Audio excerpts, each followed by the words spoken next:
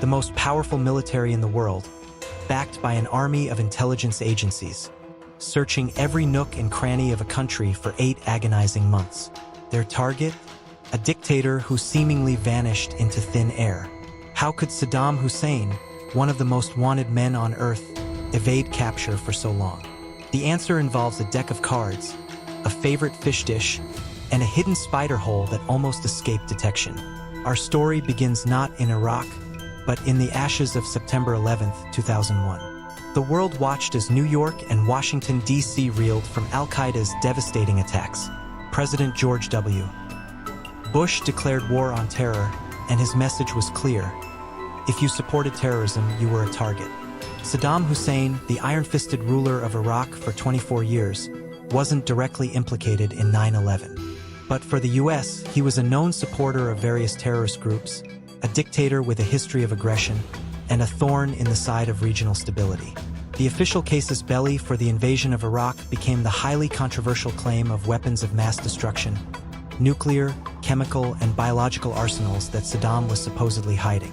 This claim, though never substantiated after the invasion, became the catalyst for a massive military operation.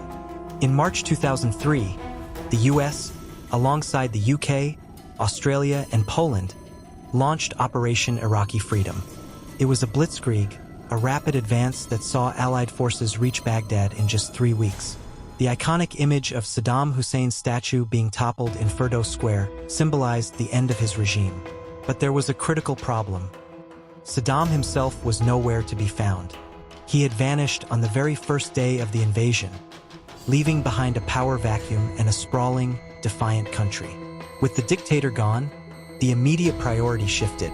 The U.S. military's new mission: find Saddam Hussein and his top 51 officials. This wasn't just about justice. It was about stability, about preventing a resurgence of the Ba'ath Party, and about sending an undeniable message. To aid in this unprecedented manhunt, the U.S. military devised a unique and surprisingly effective tool: a deck of playing cards. Each of the 52 cards featured the face of a high-value target from Saddam's regime. Saddam himself was the ace of spades. This wasn't just a gimmick. It was a clever psychological operation. Soldiers, in their downtime, would play games, inadvertently memorizing the faces of the most wanted men. For months, the search was relentless. Thousands of U.S. military personnel, special forces, and intelligence agents from the CIA, DIA, NSA, and FBI scoured every inch of Iraq. Houses were raided, relatives interrogated, shops, colleges, mosques. No stone was left unturned. The fundamental question remained: where was Saddam? And just as crucially, where were his 2 notoriously brutal sons, Uday and Qusay? As the months dragged on with no concrete leads, the U.S. upped the ante. They announced a staggering $55 million reward, $25 million for Saddam, and $15 million for each of his sons. The hope was simple. In a country where many were disillusioned with Saddam, the lure of such a fortune would break the silence. And it did. A tip led U.S. forces to a house in Mosul. What unfolded next was a brutal firefight. Uday and Qusay, armed to the teeth, refused to surrender. After multiple attempts to breach their defenses, the house was hit with missiles. When soldiers finally entered, they found both sons dead. This was a massive victory, but it also closed off a crucial avenue for finding Saddam. The last direct link seemed severed. For months had passed. With Uday and Qusay gone, many in the U.S. military began to believe Saddam was dead too. Operations scaled back. Intelligence reports offered no clues. Then, a single, grainy audio tape changed everything. It was Saddam Hussein's voice, mourning the death of his sons. The message was clear: Saddam was alive.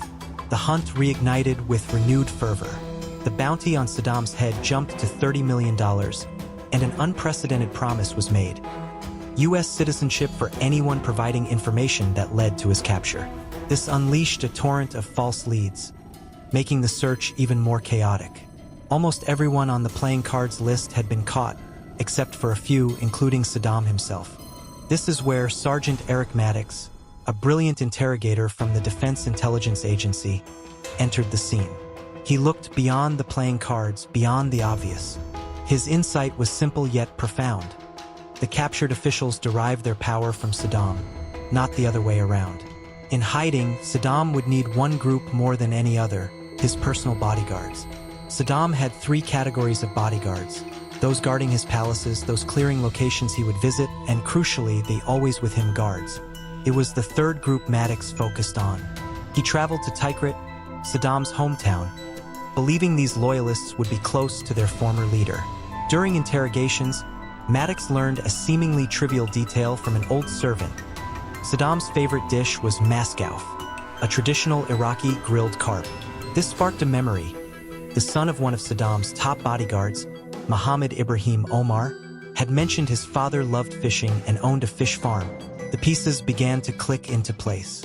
Maddox and his team converged on Omar's fish farm in Samarra. Omar wasn't there, but two fishermen were. One was a cousin to an Iraqi guerrilla fighter, a group believed to be operating under Omar's command. The fisherman mentioned an uncle in Baghdad.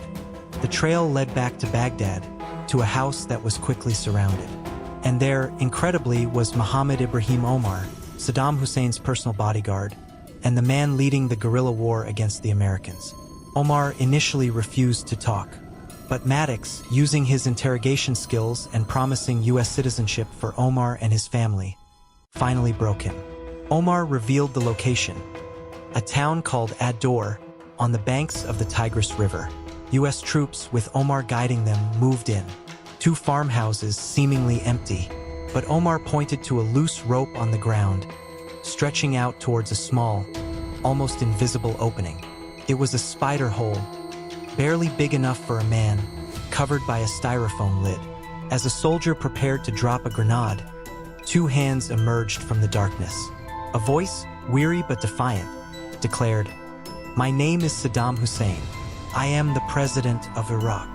After 32 weeks of relentless searching, the ghost of Baghdad had been found. It was December 13, 2003. The capture of Saddam Hussein was a monumental victory, a testament to persistence and, in Eric Maddox's case, thinking outside the box. It was later widely acknowledged that if not for that seemingly insignificant detail about Saddam's love for maskauf, the trail might have gone cold. The initial justification for the war, the presence of weapons of mass destruction, was never proven. American President George W. Bush himself later confirmed that no WMDs were found. This raises complex questions about the true cost of war and the intelligence that led to it. Saddam Hussein's capture marked the end of an era, but the ripple effects of the Iraq War continue to shape the world. This story, however, offers a fascinating glimpse into the mechanics of a high-stakes manhunt, driven by cutting-edge intelligence, relentless effort, and, ultimately, a few crucial human details. It's a reminder that even in the most complex operations, the smallest clues can lead to the biggest breakthroughs. What do you think was the most surprising detail in this hunt? Let me know in the comments below. If you found this deep dive fascinating, smash that like button, subscribe for more historical investigations, and ring the notification bell so you don't miss our next video.